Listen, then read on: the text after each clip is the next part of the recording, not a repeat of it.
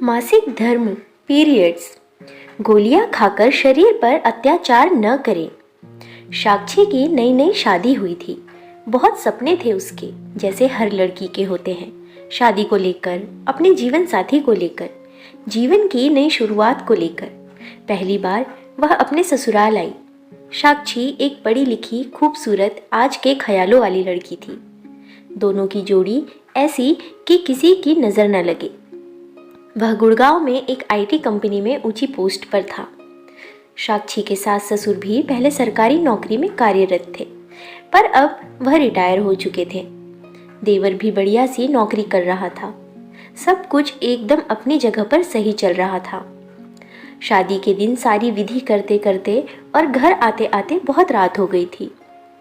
आते ही साक्षी की सास ने एक छोटी सी घर में पूजा विधि कर ली। साक्षी की बहन राधा ने सास को बहुत समझाने की कोशिश की कि सब बहुत थक गए हैं और बाकी की विधि दूसरे दिन कल कर लेंगे, पर वह सुनने के लिए तैयार ही नहीं थी। दूसरे दिन घर की बाकी रस्में निभाई गई।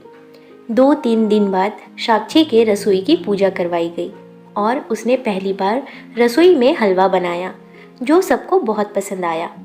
ससुर जी ने अपनी बहू को शगुन के तौर पर 1100 रुपये दिए और खूब आशीर्वाद देकर कहा कि ऐसे ही इस घर की अन्नपूर्णा बनना।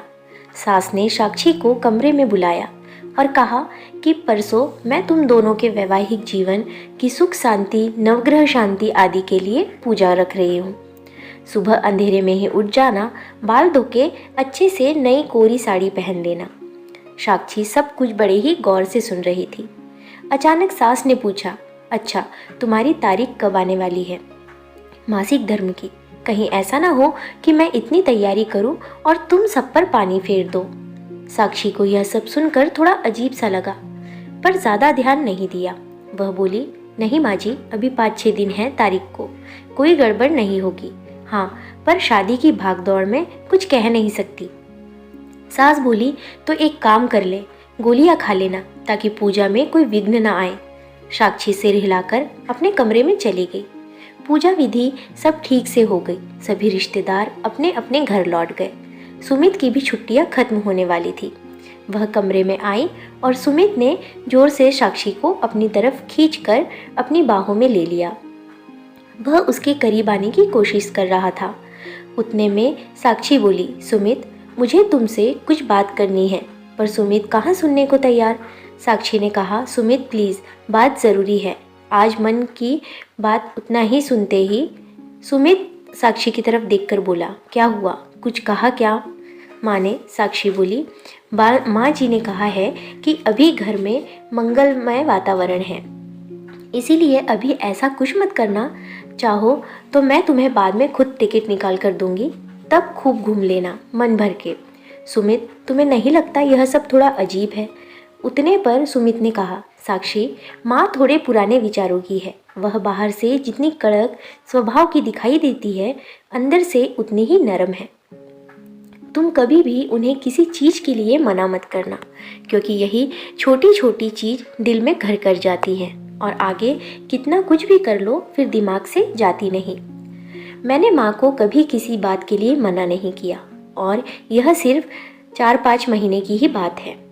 एक बार फ्लैट का बचा काम पूरा हो गया, फिर तुम मेरे साथ ही रहोगी। फिर तुम्हें जैसे रहना है वैसे रहना, मेरी तरफ से कोई बंधन नहीं रहेगा। उसे सुमित की सारी बातें समझ आ गई और उसकी मम्मी ने भी यही समझाया था कि शुरुआत के कुछ दिन ससुराल वाले बोले वैसा ही करना, चाहे तुम्हारी इच्छा हो या ना हो। अगर तुम्हें सभी के दिलों में अपनी जगह बनानी है तो वह जैसा बोले वैसा करना। 5-6 दिन बाद सुमित चला गया। सब कुछ एकदम बढ़िया चल रहा था। तभी साक्षी को मासिक धर्म पीरियड्स आ जाते हैं। अब तो उसकी सास उसे बात करना तो दूर, उसकी तरफ देखने तक को तैयार नहीं थी। स्टोर रूम में उसे रहने के लिए कहा और वहीं उसका खाना पीना सब कुछ भी। जैसे तैसे साक्षी ने 4-5 दिन निकाले और आगे से पीरियड्स आने पर अपनी मम्मी के यहाँ जाना ठीक होगा, यह साक्षी ने कहा।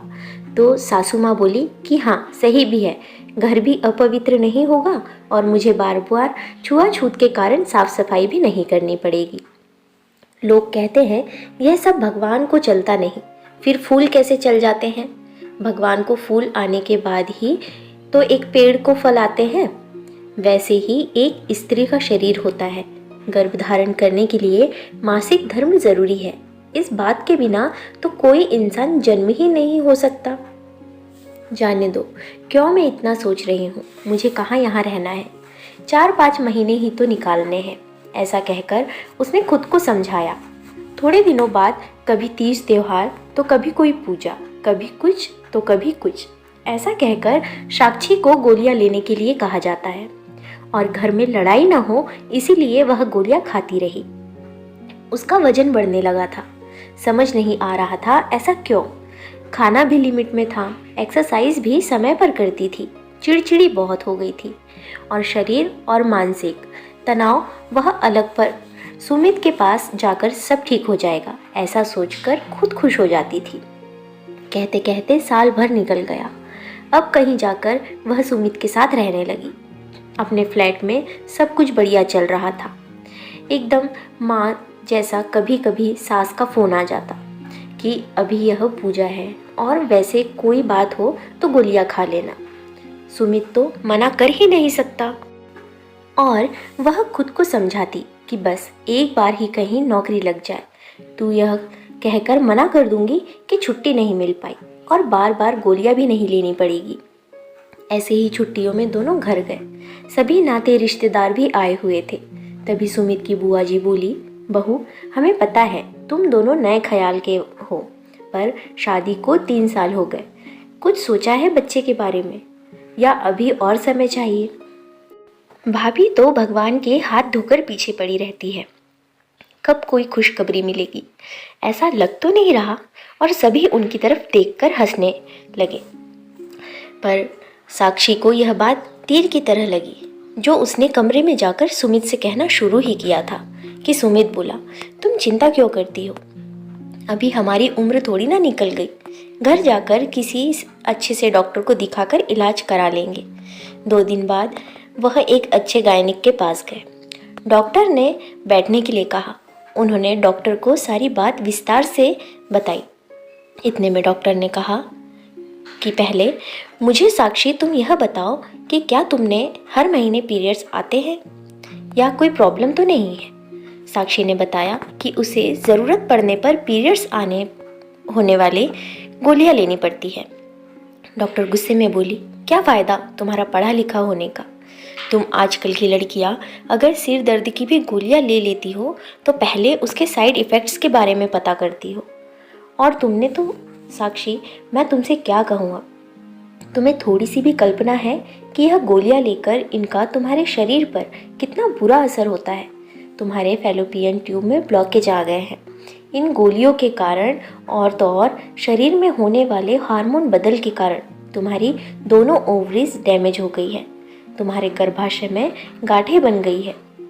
तुम्हारे माँ बनने के चांसेस कम से कम 90% तक कम हो गए हैं। फिर भी मैं कोशिश करूँगी, पहले गोलियाँ देकर देखती हूँ। अगर गांठें गल जाए तो ठीक, वरना तुम्हारा गर्भाशय निकालना पड़ेगा क्योंकि इन्फेक्शन भी फैल सकता है। यह बातें सुनकर साक्षी के हाथ पैर ठंडे पड़ गए थे। सुमित का भी यही हाल था। उन्होंने सोचा भी नहीं होगा कि इसका परिणाम इतना भयानक होगा। वह गुस्से में उठी और डॉक्टर से बोली, मुझे पता है मुझे यही नहीं करना चाहिए, लेकिन आप बताओ मुझे ऑपरेशन के लिए कब आना है। डॉक्टर बोली, आप ये क्या कह रही हो मिसेस साक्षी, और नहीं तो क्या, न गर्भाशय रहेगा न पीरियड्स आएंगे और मेरे कारण किसी का घर अपवित्र नहीं होगा। सही कहा ना मैंने सुमित। और वह वहाँ से चली गई, सुमित की राह न देखते हुए। सुमित के पास इसका कोई जवाब नहीं था। आज हम 21वीं सदी में जी रहे हैं। छुआछूत और पवित्रता, यह सब बातें पहले हुआ करती थी और औरतों का अलग बैठना, उसके पीछे भी अनेक कारण थे। पर सिर्फ घर और अपवित्र हो जाएगा या पूजा विधि रह जाएगी, इसके लिए पीरियड्स न आने के लिए गोलियां लेना, यह अपने शरीर पर एक प्रकार के अत्याचार जैसा ही है। और इन गोलियों का दुष्परिणाम भी बहुत भयावह है। जो गलती साक्षी ने की वह आप ना करें, बस यही गुजारिश है और यही कहानी के माध्यम से आप तक पहुंचाना था। तो फ्रेंड्स, आपको ये स्टोरी कैसी लगी, इस पर अपनी राय कमेंट बॉक्स में ज़रूर बताएं। वीडियो को लाइक शेयर ज़रूर करें, क्योंकि आपके लिए मैं ऐसी ही अच्छी अच्छी कहानियाँ और सुविचार लेकर आते रहती हूँ। और चैनल सब्सक्राइब करके बेल आइकन दबाएं, जिससे आने वाले हर लेटेस्ट वीडियो की नोटिफिकेशन आप तक सबसे पहले पहुँचे। वीडियो को पूरा देखने के लिए धन्यवाद।